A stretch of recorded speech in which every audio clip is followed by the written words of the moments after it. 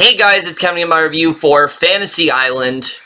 And what Fantasy Island is essentially about is we center on these 5 different characters, and all of them have basically paid to be on this, resort known as Fantasy Island, which is essentially what it sounds like. It's this island you go to where, you have one wish that you want to fulfill, and the island does what it can to try to recreate that for you to get sort of your catharsis or closure with this specific event in your life. However, what the guests don't realize is that the island clearly has a mind of its own. All of these events start to go off the rails pretty quickly, and the guests start to realize that there is something much more sinister behind what is really going on, and that's really all I'm going to say. So, Fantasy Island. If you guys basically couldn't have guessed, I was really dreading this film. Not just because of Jeff Wadlow being a part of it, because that's obviously the big reason, but just the whole concept of them doing this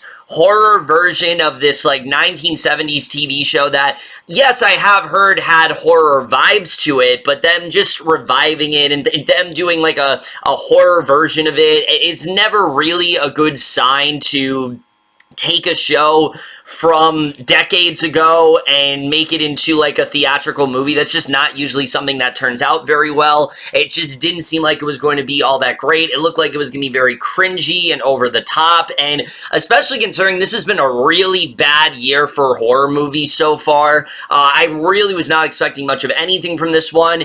And what I got was somehow even worse than what I was expecting. Fantasy Island is absolutely the worst movie I have seen so far this year. It is a total misfire on almost all fronts. That is easily one of the worst excuses for a horror film that I've seen in a very long time. We're just getting to right now, starting off with the cast. And I think when going through what really went wrong in this movie, because there's a lot of things that went wrong here, the cast is really one of the first things I point to. Specifically that of the terrible miscasting of Michael Peña as Mr. Rourke, who I don't know who made this decision. I really want to know, what did they see in Michael Peña? And I'm not saying that Michael Peña cannot act. I've seen him in some really good stuff before, not just as a comedic actor. I've seen him be legitimately good in serious work. I've seen it done. But watching him here, I really don't know what they were trying to do, because Mr. Rourke is the kind of character that's supposed to feel very overly welcoming to the point where there's something really sinister behind him. You can tell he always has some kind of agenda. And it is not convincing in the slightest. You don't get the sense that Mr. Rourke is this really wholesome guy. Peña does not really come off that way. It comes off very disingenuous to me. It just did not really seem like Peña was the right person to do this. I felt like you needed a much older actor, who is a much higher caliber than Peña to really sell this role, and it just did not work here for me at all. And just even choices that he's doing, the very over-the-top accent that he's going for, which is just not convincing at all, and just the way that he is trying to be very nurturing towards his guests, you just don't buy any of it. It's all just very unconvincing, and I don't know if I should blame Peña himself, or if I should blame the people that casted him, because I just don't ever think this is a casting that could have gone well. I really don't understand what they saw him in here, because I just thought that this was a horribly this was a horrible acting performance on pretty much every level. Surprisingly, though, he's actually not the worst performance of this movie. The worst performance, without a doubt, is that of Lucy Hale as the character of Melanie, who, look, I have not been very impressed by her really at all. I thought that she was pretty bad in Truth or Dare. I didn't really think she did a good job in really anything she's been in, really. I don't really think she's that great of an actress, to be honest, but this is easily the worst I have ever seen her, and it's mainly because the kind of character she's playing. Melanie is the kind of person that's supposed to be very closed off and awkward and very just She just is someone that's very different, and she's very socially awkward in that way, and you do not buy that for a second with this role. You do not buy that Melanie is the kind of person that has been through the things that she says she is, and especially where she ends up going in the third act of this film, it's just so hard to watch. It's honestly really cringy, and I had a very hard time with her role. She was one of the things that just constantly took me out of the movie, and I just thought she did a really terrible job here. Easily the worst work I've ever seen from her. So while most of the performances are bad, there are two performances that I do think elevate this slightly. One of them is Maggie Q. I actually didn't think that she was too bad in this movie. Her character is really the only one that I felt had some kind of potential, and I thought that she did do a good job here. There's a very traumatic past that this character has been through, and Q does feel genuine throughout. It did feel like she really was trying in this role, and I thought she did do a really good job. And she does slightly elevate it. The other performance that did work for me is Michael Rooker, but that being said, he's not really in this movie all that much, but whenever he was in there, he was slightly elevating it because, well, he's Michael Rooker. He's a fantastic actor, and he does do a very strong job in this film. As far as the rest of the cast, everyone else is just really bad here. Actors like Austin Stowell and Portia Doubleday just really are not convincing in these roles at all. I did not think that they did a very good job. And again, Portia Doubleday is an actress that I've seen be good before, but I'm really starting to think that honestly, her role in Mr. Robot might just be the last, great performance she ever gives. I hope that's not the case, because I do think she's a very strong actress, but something about her just was not working for me in this film. And then, if it wasn't for Lucy Hale, these other two actors would be the worst in the movie for me, and that is the combined effort, or lack of effort, I should say, from Ryan Hansen and Jimmy O Yang. These two were absolutely awful in this movie. They're these two, dude bros who are so annoying, and just they're constantly just shouting everything. They love making references to pop culture and things like that, and I just really hated them in this movie. They're absolutely one of the worst things about it, and anytime they came on screen, it was honestly kind of insufferable. I really found it very hard to watch whenever they were on screen. I thought they were really bad here, as is most of the cast. This is just almost all of the acting, or like I said, across the board, is just really bad. There's really, like I said, only those two performances that do slightly elevate, and even at that, it's not enough to say this movie overall was better because of them. Now, where the fuck do I even begin when it comes to the directing and the writing? I mean, look, like I said, initially going into this movie, the one thing that was really making me dread it harder than just the trailers themselves was who was attached to it. Jeff Wadlow, I've said it before, I think he's one of the worst directors out there right now. But after this film, I think he has absolutely asserted himself as one of the worst filmmakers in the industry right now, because once again, he is a huge, with every film he's done, he has a huge tonal inconsistency problem. He has no idea what this movie is supposed to be. It's allegedly supposed to be a horror film, but yet there's barely any actual horror really until the third act. Before then, it's just sporadic jump scares.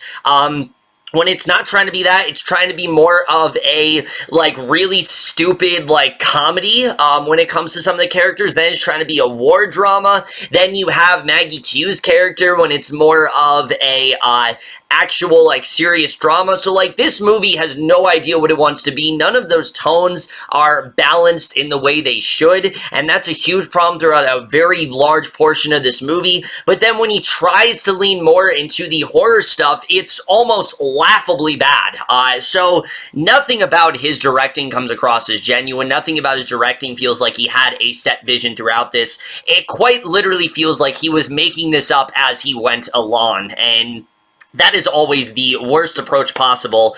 But it doesn't help that his writing team is absolute garbage as well. This comes from the exact same writing team as Truth or Dare, and it really does show, because similar to that film, there just isn't really a set narrative here. And the film has a problem, some of the same problems as Truth or Dare, like tonal inconsistency and really badly written characters, thinly sketched characters, may I add, but it also has problems of its own. The big thing that Truth or Dare did wrong is just the characters themselves were so terribly written, and that's very much the case here for the most part. A lot of these characters are just really unlikable, whether you're talking about Lucy Hale, who was this girl that, like I said, was really awkward in her, like, middle school and high school days, that she's always, and for some reason, they make you believe she still has it out for this bully from years ago. She has not been able to move on from it. It makes her come across as very pathetic and stupid, and so it's very hard to care about that story. Or whether it's Ryan Hansen and Jimmy O Yang's characters, who, like I said, they're just these two, like, hyper bros who are just constantly just excited about everything. Their fantasy is quite literally just they want to have it all. They want to be in a rave. They want to have these supermodels. You know, they want to be really rich. It's the most, like, sugar-coated fantasy that you can think of. It's the most cliche fantasy that you can think of, and with stuff like that, it's very hard to do that. But then you look at the other characters in this movie who do have legitimate fantasies, things that you could actually foresee. Maggie Q's character especially, her whole fantasy is that which I actually did think had some promise behind it at first. Her whole initial concept, I actually didn't think was that bad. It's the idea that there was this guy in her life that she said no to for this marriage proposal, and she really feels like this is the course of action that set her down a dark path. This is why things have not gone well for her. So her fantasy is just her, you know, basically playing out what her life with this guy could have been like, and this reality that didn't really happen. And so there's that. And then Austin Stowell's character, who I already said is really bad in the film, but that's not really his issue. The biggest issue is that, again, there's no consistency with his either. His whole arc is that his father ended up dying in, you know, when he was a soldier in the military and things like that. So he really wants to enlist in the military, and he kind of wants to, you know, live up to his father's legacy and things like that. And if you've noticed, the one big problem of all of these arcs is that none of them are similar. None of them are similar tonally. None of them are similar story-wise. They're all just really random, and it really leads me to my one big thing with this movie is that you can very much tell this was based on an anthology television series, because I could very well see these just be 4 separate episodes of a TV show. I very much could see that, because it does really feel like that at some points, especially when it comes to Maggie Q. Her storyline feels so disconnected from, like, everything else that's going on. It doesn't feel like it has any part of anything, and that's because the other fantasies, like, get chaotic, like, really quick, and hers takes a long time to get gradually worse as it goes on. For a while, things are just completely, you know, just completely calm and cool, and it's really just, it doesn't work with everything else that's going on. And so throughout the first 2 acts of this movie, that really is the biggest problem. Again, these stories on their own, I don't think would be that bad. But again, there's just no consistency. We are quite literally cutting from someone like, say, Jimmy O Yang and Ryan Hansen's characters, and them in this almost comical, like, situation they get themselves into at this party, to then a much more serious and grounded storyline with Austin Stowell and his father that he's, like, interacting with. And it's just, the balancing is just really bad here. Also, the humor in this movie is awful. Anytime this film tries to have funny moments, every single one of them falls flat. I cannot recall a single time in this movie where my audience was actually laughing. Every single one of them just was not working at all. It's just so forced in that way, and it really feels like they are pandering to the lowest common denominator possible, and you guys know I hate that shit, and that's the exact kind of humor that they try to implement in here, and it fails miserably every single time that that they do it, and it was just really hard to watch. I couldn't believe that these jokes were approved. It really felt like a first draft in that way, and I really do wish that there was more care put into it, because all of these jokes are just terrible, and if they had any sense in them, they would have cut them out, because they just don't fit in this movie at all and really do take you out of it pretty quickly. That really is the biggest problem with this movie at first. Notice I'm saying at first. That's because I want to say about halfway through this movie, this film takes a wildly different turn than you think it's going to. And once it takes this turn, that's when this film goes down a path that I could not believe. And again, the film was already pretty terrible. The first 2 acts of this film, I would say, is bad, but it's like disposable bad.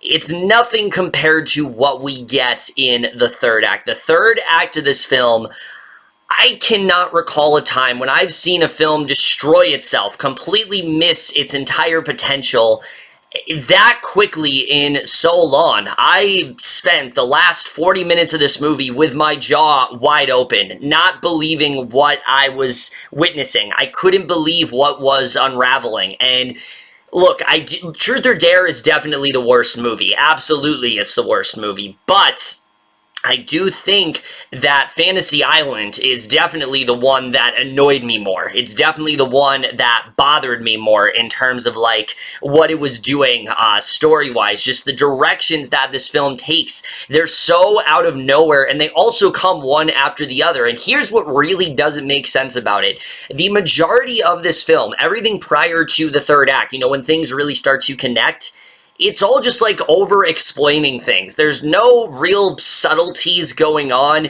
It's very much just talking down to the audience as if we're dumb, trying to explain to us every little piece of what's happening, and a lot of it just isn't very necessary, especially Maggie Q's storyline, which, like I said, I was liking for a bit.